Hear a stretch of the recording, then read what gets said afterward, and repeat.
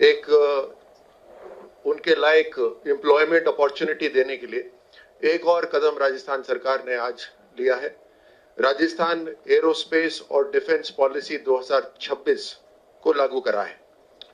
आप जानते हैं कि देश के अंदर डिफेंस का बजट बढ़ रहा है, तकरीबन 6 लाख करोड़ से भी ज्यादा का है, और उसके अंदर प्रधानमंत्री मोदी जी ने स्पष्ट कर दिया है कि रक्षा में आत्मनिर्भरता कोई ऑप्शन नहीं है, बल्कि अनिवार्यता है, मैंडेटरी है। नेशनल सिक्योरिटी भी हो, आर्थिक प्रगति भी हो और हाई स्किल जॉब भी भारतीयों को मिले, राजस्थानियों को मिले। राजस्थान के अंदर रक्षा को ध्यान में रखते हुए वैसे भी बहुत सी ऐसी ताकतें हैं हमारे पास, जैसे साउथ वेस्टर्न कमांड यहाँ पर है, डीआरडीओ का डिफेंस लैब राजस्थान के अंदर है, जोधपुर के अंदर। देश की सबसे बड़ी फायरिंग रेंज महाजन, जहां टेस्टिंग होते हैं अलग अलग हथियारों की, वो भी राजस्थान के अंदर है। लैंड भी है, लॉजिस्टिक्स भी है, कनेक्टिविटी भी है और युवा भी है। अब उसको ध्यान में रखते हुए ये पॉलिसी लागू की गई है। इसके अंदर high skill youth employment opportunity यहां पर मिलेगी। हवाई जहाजों का बनना, उसके ऊपर उसके इंजीनियरिंग डिजाइन्स की तैयारी करना, एवियोनिक्स की तैयारी करना, डिफेंस इलेक्ट्रॉनिक्स के ऊपर काम होना, टेक्नीशियंस, कोडर्स, डिजाइनर्स, इन सब की जरूरत राजस्थान में पड़ेगी। इसमें आईटीआई और इंजीनियरिंग के स्टूडेंट्स डायरेक्ट एम्प्लॉयमेंट जनरेशन इसमें कर सकते हैं। इसके अंदर 50% कॉस्ट रीइंबर्समेंट राजस्थान सरकार करेगी, जो ट्रेनिंग कॉस्ट है उसका रीइंबर्समेंट करेगी।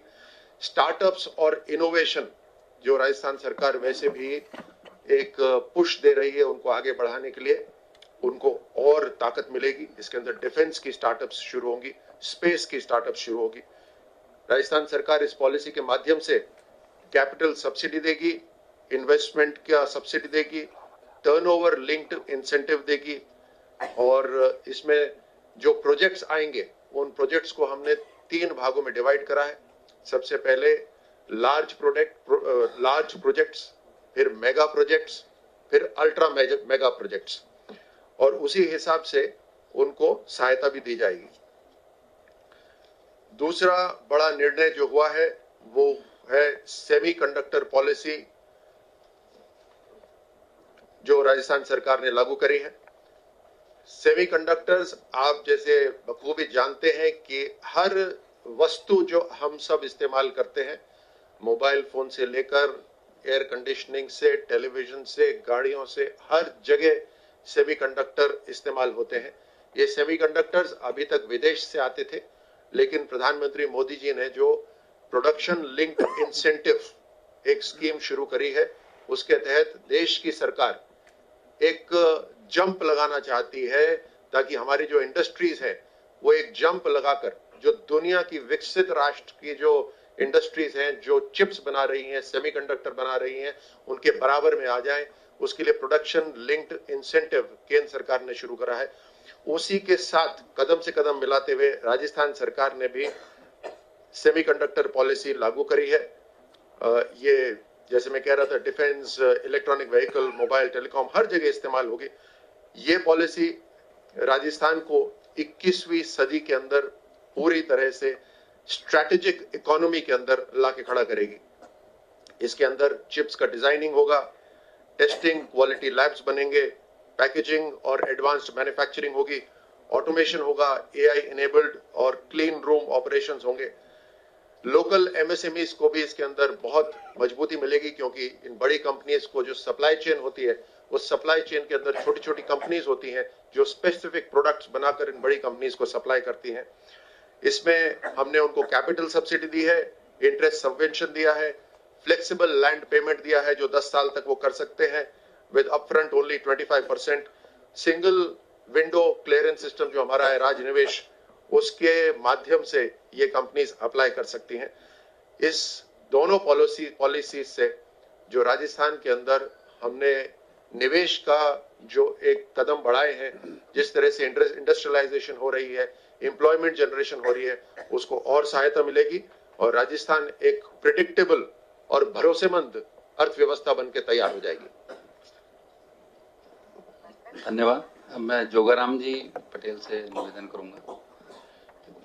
मित्रों नमस्कार। आने वाली बसंत पंचमी और गणतंत्र दिवस की आप सभी को अग्रिम शुभकामनाएं। हमारे राज्य के कई क्षेत्रों में समुदाय विशेष की बढ़ती जनसंख्या असंतुलन, सांप्रदायिक तनाव, सार्वजनिक सद्भावना की कमी का मिश्रित प्रभाव समुदाय पर काफी समय से देखा जा रहा है। कई क्षेत्रों में दंगे, भीड़ द्वारा हिंसा की स्थिति बनकर एक पर्टिकुलर क्षेत्र, विशेष क्षेत्र में अशांति उत्पन्न हो जाती है। लंबी अवधि के कई निवासियों को उनकी परिसंपत्तियां औने पौने दाम पर विक्रय करने को भी मजबूर होना पड़ता है। डेमोग्राफिक प्रोफाइल में बदलाव आ रहा है।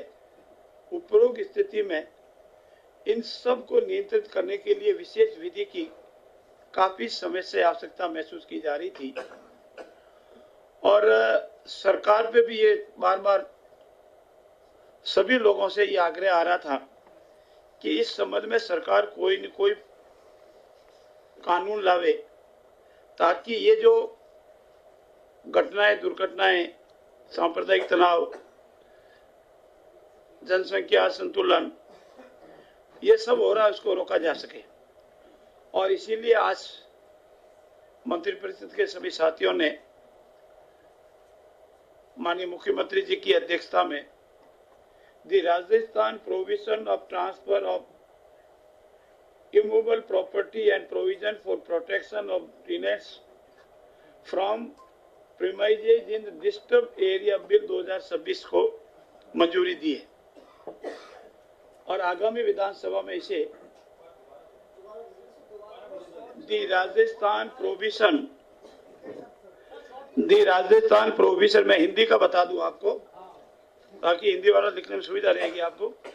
राजस्थान अशांत क्षेत्रों में स्थावर संपत्ति के अंतरण का,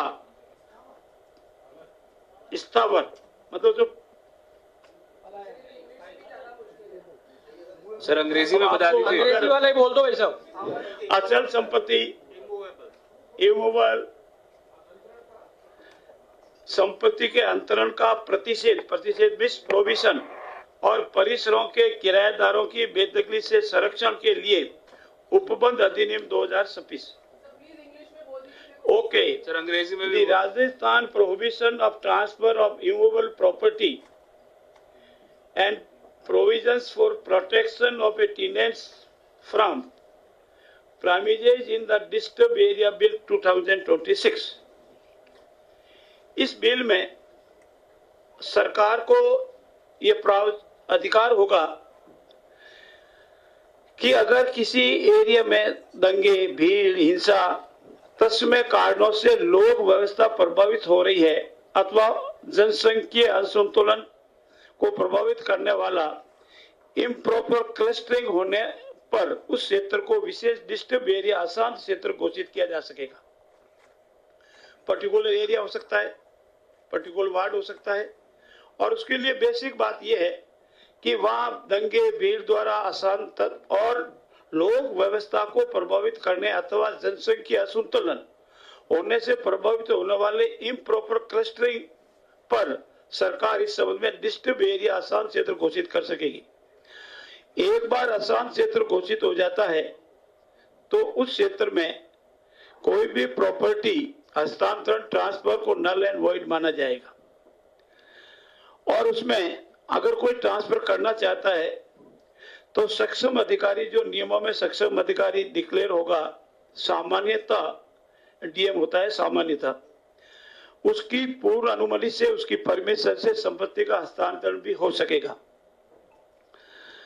अगर हस्तांतरण का कोई व्यक्ति ऐसी अनुमति प्राप्त करना चाहता है तो उसकी प्रक्रिया तय होगी, उस प्रक्रिया में एप्लीकेशन लगाएगा, उसकी जांच होगी, जांच के बाद उसको परमिशन मिल सकेगी। अगर कोई प्रॉपर्टी को पूर्ण अनुमति के बिना ट्रांसफर करता है तो उसको नल एंड वॉइड माना जाएगा। इसमें विशेष रूप से वित्तीय संस्थाओं को रहन रखने, लोन लेने पर ये कोई नियम लागू नहीं होंगे, ये एक्ट प्रभावी नहीं होगा, उसके लिए उनको छूट होगी। इस प्रावधानों को उल्लंघन करने पर उसमें कम से कम 3 और अधिक से अधिक अधिकतम 5 वर्ष के पनिशमेंट का प्रावधान भी है और ये नॉन बेलेबल और नॉन कॉग्निबल ऑफेंस है। मित्रों, चूंकि ये जो डिस्टर्ब एरिया डिक्लेयर होगा उसकी अवधि 3 वर्ष की है और 3 वर्ष के पहले भी अगर रिव्यू करके ये पाया जाता है कि इसकी आवश्यकता है तो समाप्त किया जा सकता है, किसी भी वक्त समाप्त किया जा सकता है। और अगर ये सामान्यतः माना जाता है कि इस अवधि को बढ़ाने की आवश्यकता होगी तो पुनः पूरी जांच होने के बाद इस अवधि को बढ़ाने के संबंध में निर्णय लिया जा सकता है, पर अभी तक मैक्सिमम लिमिट है वो 3 वर्ष की है। यह भी माना गया है उस क्षेत्र के निवासियों को संपत्ति बिल्कुल फालतू, जिसको औने पौने दाव पर हम कहते हैं, वो बेचने को मजबूर नहीं होना पड़े, संपत्ति का उनका अधिकार सुरक्षित रहे, जनसंख्या असंतुलन नहीं हो, कोई आदमी किसी को प्रॉपर्टी ट्रांसफर करने के लिए मजबूर नहीं करे, कोई व्यक्ति जानबूझकर ऐसा वातावरण न्यूसेंस पैदा नहीं करे जिससे उसको बेचने को मजबूर होना पड़े, और इस तरह से कोई उस मोहल्ले में, उस कॉलोनी में, उस एरिया में दंगे न्यूसेंस जैसी स्थिति नहीं करे कि सामान्य आदमी वहां रहना पसंद नहीं करे। सामान्य आदमी को संपत्ति अधिकार को संरक्षण देने, किराएदार की संपत्ति को जानबूझकर डैमेज कर दिया जाता है उसको पुनर्निर्माण करने, इन सब के संबंध में ये कानून लाया गया है। इस कानून के आने के उपरांत विधानसभा में इस बिल को रखा जाएगा, पारित होने के बाद लागू होगा, और अगर कोई डिस्ट्रिक्ट एरिया डिक्लेयर नहीं होता है तो ये कानून प्रभाव में नहीं आएगा। प्रभाव में वहां आएगा जहां डिस्ट्रिक्ट एरिया डिक्लेयर होता है, डिसाइड होता है, उससे पहले पूरी जांच होती है और जांच होने के बाद ही डिस्ट्रिक्ट एरिया डिक्लेयर होता है। ये प्रोग्रेसिव बिल राजस्थान को जनसंख्या असंतुलन, दंगों से नहीं होने देने वगैरह वगैरह के लिए लाया गया है और मुझे पूर्ण विश्वास है कि राजस्थान की जनता और आप सभी इसे अप्रिशिएट करेंगे। जोगराम जी, अगर कोई अपनी इच्छा से ऐसे एरिया में अपनी प्रॉपर्टी को बेचना चाहे, एरिया में और बेच सकते हैं, उसके बाद में कर लें। वापिस लिख दो। राजस्थान अशांत है, आप आराम से लेना टाइम, आप आराम से, आप जल्दी मत करो, अपन तो आनंद लेने वाले लोग हैं। राजस्थान अशांत क्षेत्रों में स्थावर संपत्ति के अंतरण का प्रतिषेध और परिसरों के किराएदारों की बेदखली से संरक्षण के लिए उपबंध अधिनियम 2026, इंग्लिश में the Rajasthan prohibition of transfer of immovable property and provisions for protection of tenants from eviction from the premises in disturb area bill 2002-26। और इसके संबंध में आपके कोई प्रश्न हो तो मैं आपसे जवाब दूंगा। दूसरा, हमारा आज एक नियमों में संशोधन हुआ है। आरपीसीएससी राजपत्रित अधिकारी सेवा नियम एवं विनियम 1991 के बने हुए, उसमें उप सचिव परीक्षा और उप सचिव नियंत्रक 2 पोस्टें थी, उसको अब 1 उप सचिव पोस्ट किया गया है। आरपीएससी कार्यालय में मुख्य परीक्षा नियंत्रक जो आईएएस लगते थे उसके लिए अलग से हमने पद का सृजन कर परीक्षा नियंत्रण से संबंधित कार्यों का दायित्व मुख्य परीक्षा नियंत्रण को दिया है।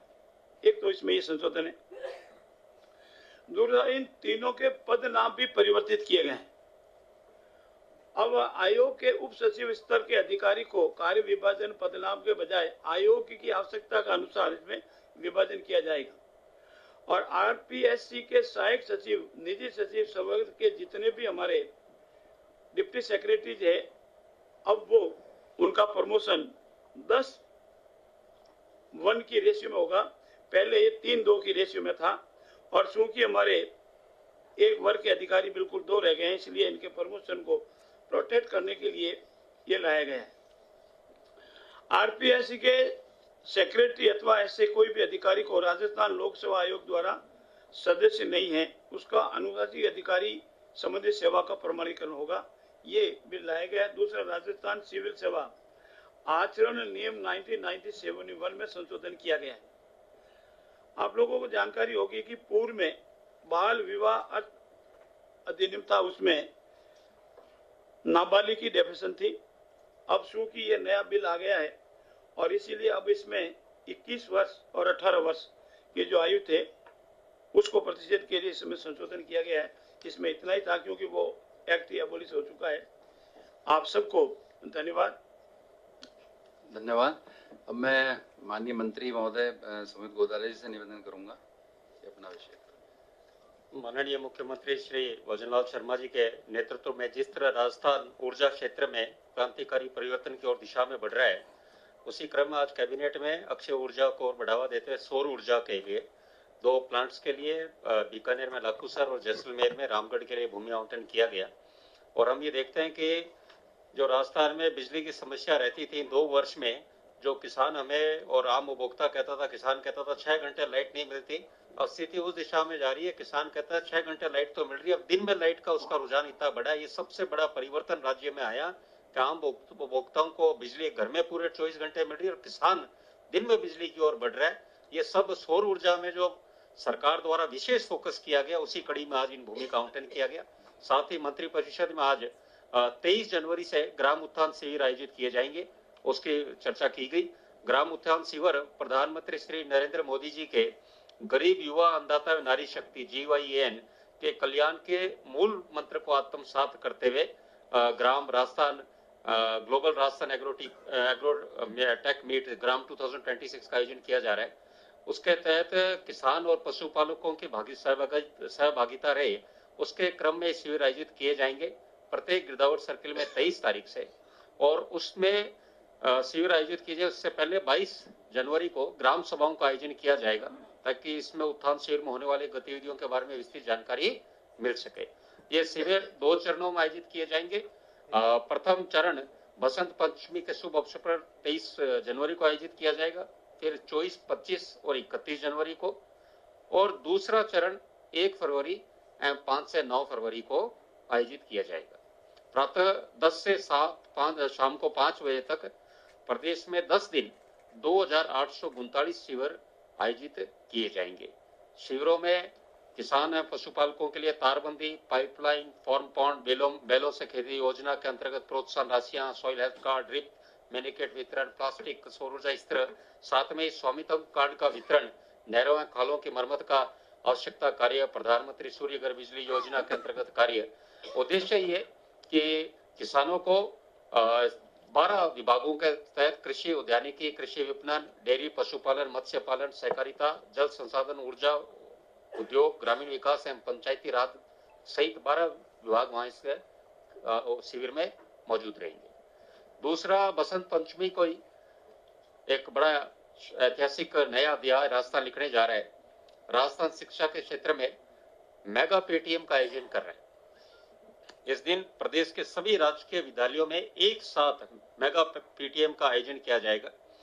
ये आज तक का सबसे बड़ा शैक्षिक सहभागिता आयोजन होगा, न सिर्फ बच्चों के लिए बल्कि अभिभावक हैं उनकी सहभागिता के मामले में भी एक नया कीर्तिमान स्थापित किया जाएगा। पूर्व में जो 31 अक्टूबर को पीटीएम आयोजित की गई थी उसमें 41 लाख ने सहभागिता की। इस बार 65 लाख से अधिक सहभागिता की तो उम्मीद है, जिससे न सिर्फ बच्चों में सीखने की प्रगति बढ़ेगी बल्कि अभिभावक भी स्कूल के सिस्टम से और जुड़ाव करेंगे। साथ में बसंत पंचमी के दिन ही जो मेगा पीटीएम आयोजित की जाएगी उसमें सरस्वती वंदना एवं कृष्ण भोग का भी आयोजन किया जाएगा। यह पहल विद्यार्थियों को सांस्कृतिक मूल्यों से जोड़ने के साथ साथ विद्यालयों में सामूहिक सहभागिता एवं सकारात्मक वातावरण में को भी सुदृढ़ करेगा। धन्यवाद। 1 मिनट, देवांकुर जी, जोगाराम जी कैबिनेट से संबंधित कोई हो? जी जी उसी से संबंधित ही है सर। जोगाराम जी, जोगाराम जी, राजस्थान में बीजेपी की सरकार को 2 साल से ऊपर हो गए हैं। क्या इस दौरान डिस्टर्ब्ड एरियाज जो आपने कहा उनकी संख्या बढ़ी है? अगर बढ़ी है तो क्या आप मानते हैं कि लॉ एंड ऑर्डर की विफलता रही है राजस्थान सरकार की, और अगर नहीं बढ़ी है तो क्या ऐसी आवश्यकता हो गई इस प्रकार का विधेयक लाने की बात करने की? आपकी प्रश्न के दो पार्ट है। एक पार्ट आपने संभावनाओं के आधार पर अपनी मर्जी से रखा है, दूसरा पार्ट है कि अनेक स्थानों से ये डिमांड आई गई, अनेक समुदायों से, समाज से, और इनपुट आया गया। ऐसे अनेक क्षेत्र है जिसमें सामाजिक असंतुलन बढ़ने की संभावना है, बढ़ भी रहा है। ऐसी स्थिति में ऐसा अधिक नहीं हो, कोई एरिया डिस्टर्ब की श्रेणी में नहीं आवे। सभी को पता रहे कि अगर हमने कोई ज्यादा डिस्टर्ब एरिया बढ़ाने की और बढ़े तो इस कानून के तहत कार्रवाई होगी। इसीलिए ये प्रोटेक्शन के तौर पर, और अगर कोई अति करता है तो उसके रोकने के तौर पर इस कानून को लाया जा रहा है। जोगेराम जी, आपने जो अभी बताया, हर जगह जहां असंतुलन बढ़ रहा है वहां पे राइट्स नहीं हो रहे। इट्स नॉट नेसेसरी कि वहां पे राइट्स हो रहे हैं। For example old city of Jaipur, तो क्या आप उसको भी डिस्टर्ब्ड एरिया में लाएंगे? मतलब क्राइटेरिया क्या है डिस्टर्ब्ड एरिया में? Try to understand. First, it is inquired by detailed inquiry, and thereafter, when government come to the conclusion that it is necessary, then it declared as a disturbed area, otherwise not. मैं ये पूछ रही हूँ कि वहाँ पे riot होना जरूरी है डिस्टर्ब्ड एरिया डिक्लेयर करने? Not only that. So many grounds are there. So many factors are there. Ground दंगे is one of the factors. जोगेराम जी, अगर ऐसे किसी एरिया में कोई अपनी प्रॉपर्टी स्वेच्छा से बेचना चाहे तो क्या नहीं बेचने देगी सरकार उनको? नहीं, सरकार किसी को नहीं रोकेगी। अगर डिस्ट्रिक्ट एरिया डिक्लेयर हो जाता है और वो अपनी प्रॉपर्टी बेचना चाहता है तो with permission he can transfer his property as per his will. Jogeram ji, इसमें जी, बताइए कि क्या फैक्टर्स है डिस्टर्ब्ड एरिया डिक्लेयर करने के लिए? देखिए, मैंने अभी आपसे गिनाए, मैं वापस गिना रहा हूँ। समुदाय विशेष की संख्या बढ़ने, जनसंख्या असंतुलन होने, सांप्रदायिक तनाव होने, सार्वजनिक सद्भाव की कमी होने, दंगे भीड़ द्वारा हिंसा की स्थिति बनकर विशेष क्षेत्र बनने, लंबी अवधि तक कई निवासियों की उनकी संपत्तियां होने पौने दांव पर विक्रय करने को मजबूर करने, न्यूसेंस फैलाने, डेमोग्राफिक प्रोफाइल में बदलाव आने, इत्यादि इत्यादि। जोगेराम जी, डेमोग्राफिक चेंज तो पूरे देश की समस्या है, बड़ी समस्या है। Sir, not only demography, demographic so many reasons are there. हाँ, मैं भी यही बोल रहा हूँ सर।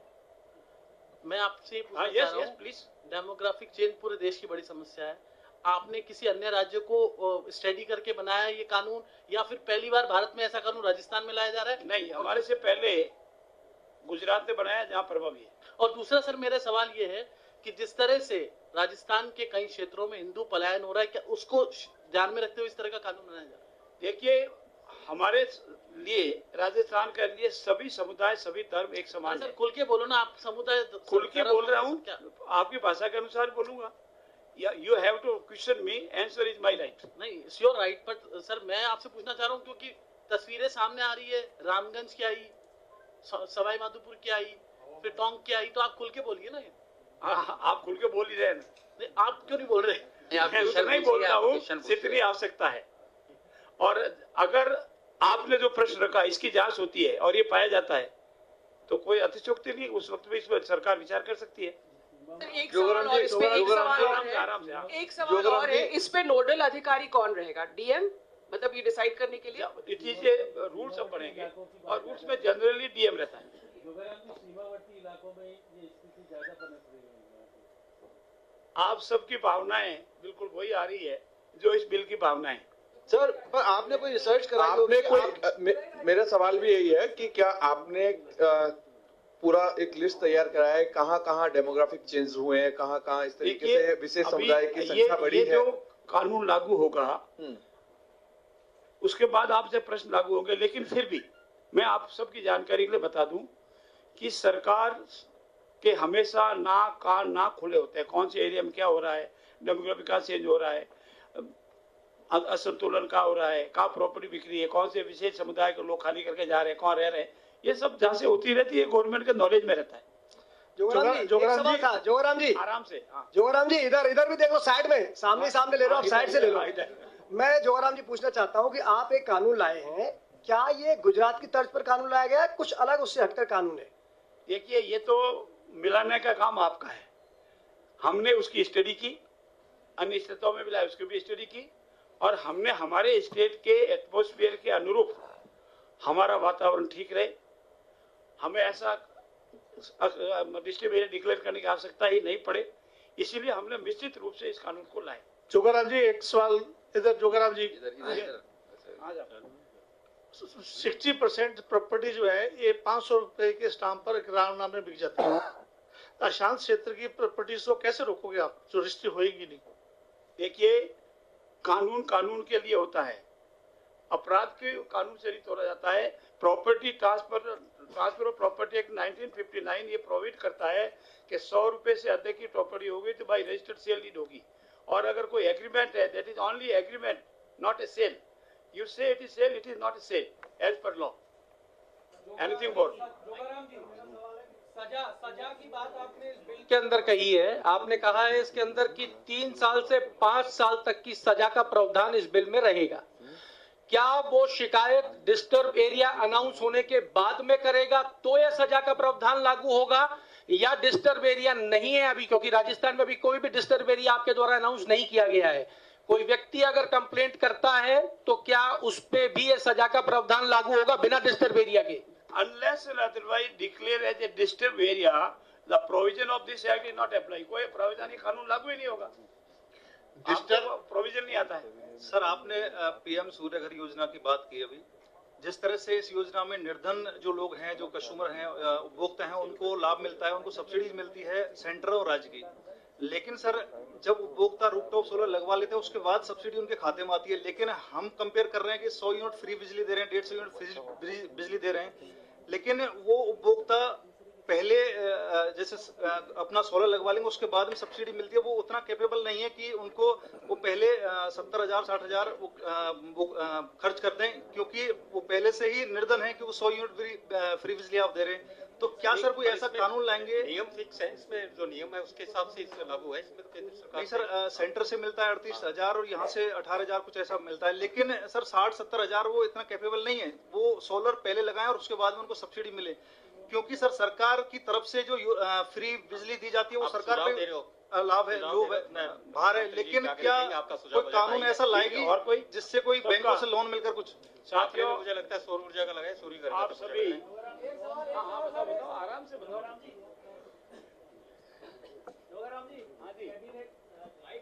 पंचायती राज चुनाव के सामने है, तो पंचायती राज चुनाव को लेकर भी कोई बिल की आप सोच रहे थे, वो आ रहा है क्या अभी? देखिए, राजस्थान में इस बार कांग्रेस के राज में जो पंचायत राज के डिलिमिटेशन में जितनी अव्यवस्था की थी, जितना राजनीतिकरण किया था और जितना अपने फायदे के लिए किया था, उन सबको ठीक करके नियमों के अनुसार पूर्ण पारदर्शिता से, निष्पक्षता से, चाहे वो पंचायत राज है, चाहे वो नगर निकाय है, डिलिमिटेशन का कार्य पूर्ण हो चुका है, नोटिफिकेशन हो चुका है, वो चैप्टर अब पूर्ण हो चुका है। और जोगन रूप से नियमों के अनुसार जितना 100, 101, 99 इतना ही, कांग्रेस की तरफ नहीं, एक तरफ तो 20 और एक तरफ 100, ऐसा नहीं। इसलिए पूर्ण पारदर्शिता से, निष्पक्षता से इसका डिलिमिटेशन किया। मंत्री जी एक सवाल, जोगाराम जी एक सवाल है, जो डिस्टर्ब एरिया में जो जातिगत असंतुलन है उसका परसेंटेज क्या फिक्स किया है, क्या आपने उसका क्राइटेरिया रखा है?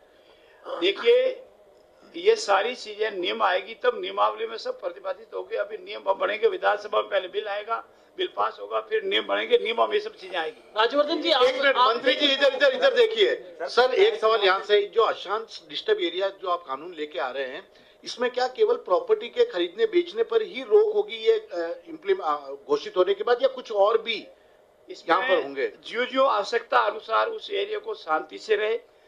डिस्टर्ब एरिया डिक्लेयर करने का तात्पर्य ये होगा कि वो शांत एरिया रहे, सभी समुदाय आपसी प्रेम भाव से रहे, वो शांत एरिया रहे, हमारा नागरिक शांति रहे, लॉ एंड ऑर्डर मेंटेन, उन सब बातों को कंसीडर किया जाएगा। जोगराम जी, एक सर, पंचायत चुनाव में शैक्षणिक योग्यता और बच्चों को लेकर के जो आपको कानून लाने का जो है प्रोसीजर, उसका क्या है सर? एक सेकंड में पहले तो आपका नॉलेज अपडेट कर दूं।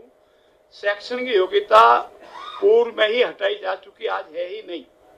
आप सभी अपना नॉलेज अपडेट कर लें। एक सेकंड सुन लो भैया, सुन लो। दूसरा, जहाँ तक संतानों का मामला है, इंतजार कीजिए, ठीक होगा। बहुत बहुत धन्यवाद। सर जैसा आपने बताया 23, सर जैसा आपने बताया तो ऐसे कोई शिविर आयोजित होंगे? कोई बात नहीं, नॉलेज अपडेट कर लो।